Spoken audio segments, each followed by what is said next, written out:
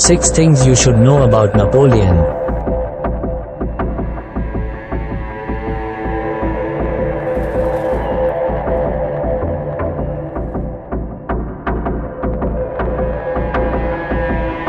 Discover 6 illuminating facts about the ostentatious French emperor. Napoleon's family was more Italian than French. Napoleon Bonaparte was born on Corsica on August 15, 1769, just 15 months after France had purchased the island from the Italian city-state of Genoa. Like many Corsicans, his parents, Carlo Maria Bonaparte and Letizia Ramolino, opposed both Genoese and French rule. But when the French quickly overwhelmed local resistance fighters, Carlo began collaborating with them.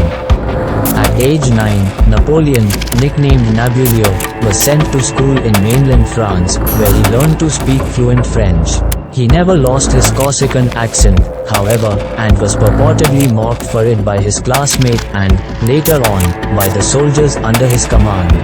As a teenager, Napoleon dreamed of an independent Corsica, writing of unjust French domination, and of his fellow countrymen bound in chains. He gradually changed his thinking following the outbreak of the French Revolution in 1789, and a final break occurred when political infighting forced his family to hastily flee Corsica in 1793. 3 years later, after his first marriage to Josephine de Bruynel, he made himself sound more French by dropping the second "u" in his first name and the "u" in his last name.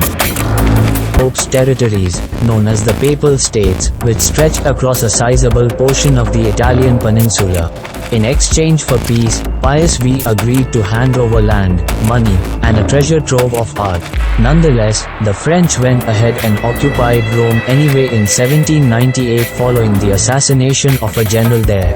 Pius V was deposed and taken back to France as a prisoner, where he died in August 1799. The next pope, Pius VII, originally got off to a good start with Napoleon. They signed a concordat in 1801 that partially restored the Catholic Church's status while keeping in place religious freedom. 3 years later, Napoleon invited Pius VII to Paris for his coronation.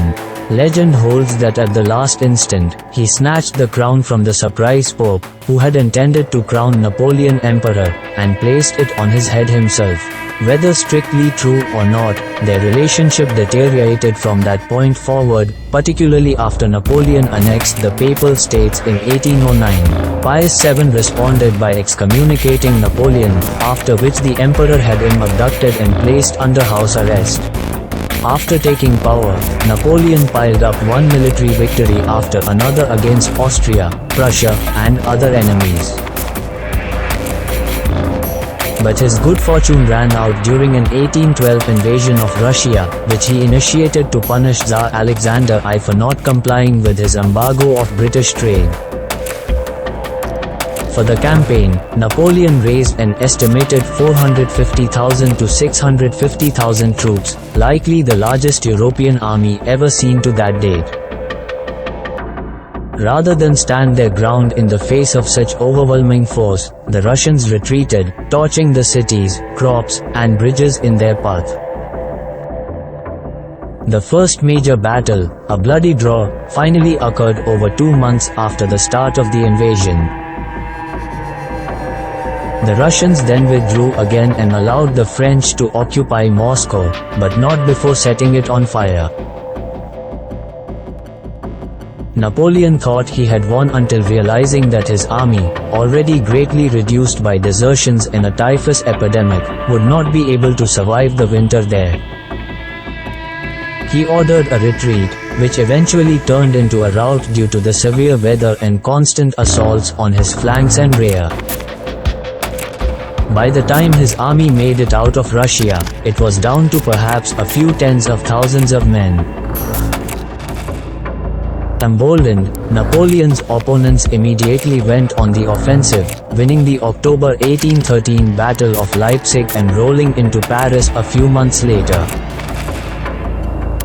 Elba would not be the last word from him.